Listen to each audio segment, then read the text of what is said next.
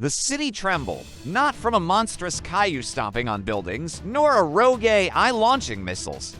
No, this was the rhythmic boom of a helicopter, piloted, of course, by the ever-reliable and slightly neurotic Phil, Captain Chuckle's exasperated sidekick. Chuckle, buddy, hurry up. Phil's voice crackled over the comms, laced with panic. Dr. Disaster is about to turn the entire museum into a giant disco ball. Captain Chuckle, perched precariously on the gargoyle of a Gothic cathedral, chuckled shocking, right?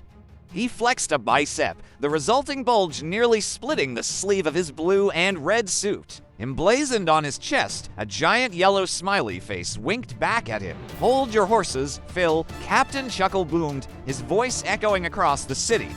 A good entrance is like a good joke.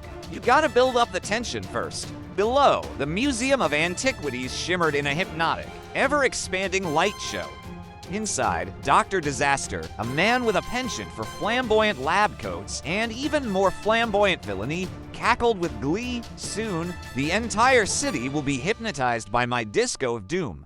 He shrieked, dramatically adjusting a pair of sequined sunglasses. They'll all be my dancing slaves, forever trapped in a 70s fever dream. Suddenly, the museum doors exploded inwards. Smoke billowed out, momentarily obscuring the figure of a man clad in tights. "All right, Dr. Disco," Captain Chuckle announced, striking a pose that would make any bodybuilder jealous. "Let's talk about this excessive use of glitter. Do you know how hard it is to get out of your costume? It's like living in a snow globe filled with shattered Christmas ornaments." Dr. Disaster blinked, momentarily derailed. "Who are you, and what do you know about disco? You look about as groovy as a brick wall." Ouch, Captain Chuckle feigned hurt. That's one small step for fashion faux pas, one giant leap for bad metaphors. Besides, everyone knows the real king of disco is John Travolta. You're more like the bargain basement BGs after a bad perm. The goons surrounding Dr. Disaster snickered. Even the hypnotized pigeons perched on the museum pillars seemed to coo disapprovingly. Dr. Disaster, however, was livid. Silence. He roared, activating a laser pointer attached to his belt, prepare to face the disco of doom. The laser hit a disco ball hanging strategically in the center of the room, showering the museum in a blinding rainbow of light. Captain Chuckle, however, didn't flinch. He whipped out a pair of sunglasses. "Seriously, Doc." Captain Chuckle raised an eyebrow. "You're using a disco ball as a weapon. That's so last millennium.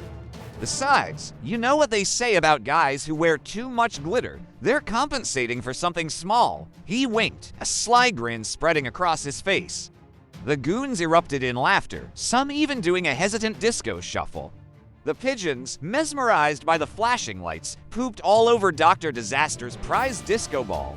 It shorted out, plunging the museum into darkness. "Oh, come on." Dr. Disaster moaned. Captain Chuckle chuckled, a booming sound that echoed through the darkened room.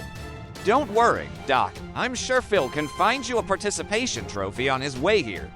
Maybe one that says most likely to be outshined by a talking smiley face." A red and blue light cut through the darkness as Phil, thankfully, crashed the helicopter through the museum roof, a recurring theme in their partnership. As Captain Chuckle and Phil escorted a disgruntled Dr. Disaster outside, the bewildered citizens of the city watched in stunned silence. So that's it. A reporter finally asked, "No epic fight, no laser beams?"